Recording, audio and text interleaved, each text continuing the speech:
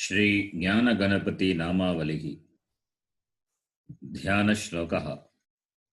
दिव्यांगं श्वेतवस्त्रं विकसितकुसुमैः पूजितं श्वेतगन्धैः ज्ञानाब्धौ हर्षविद्या गुरुकुलतिलकं तुष्टिदं सुप्रसन्नम् अंगे रजतोपवीतम् अभयवरदहस्तं मुक्तिदम् एकदन्तम् ध्यायेत् शान्त्यर्थमीशं गणपतिममलं व्यापकं ज्ञानगम्यम्।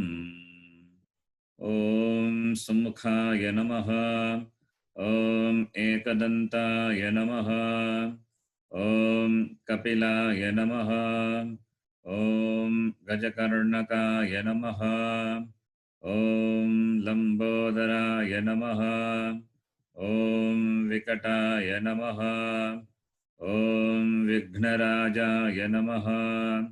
ॐ विनायकाय नमः। ॐ धूमकेतवे नमः। ॐ गणाध्यक्षाय नमः।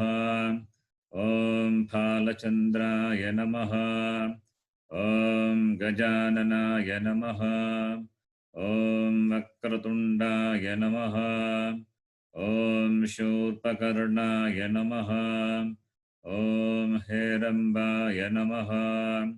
ॐ स्कन्दपूर्वजाय नमः। ॐ सिद्धिविनायकाय नमः। ॐ ज्ञानगणपतये नमः। एकदन्ताय विद्महे वक्रतुण्डाय धीमहि तन्नो दन्तिः प्रचोदयात्। ॐ नमो व्रातपतये नमो गणपतये नमः प्रमथपतये नमस्ते गस्तु लम्बोदराय एकदन्ताय विघ्नविनाशिने शिवसुताय श्रीवरदमूर्तये नमो नमः।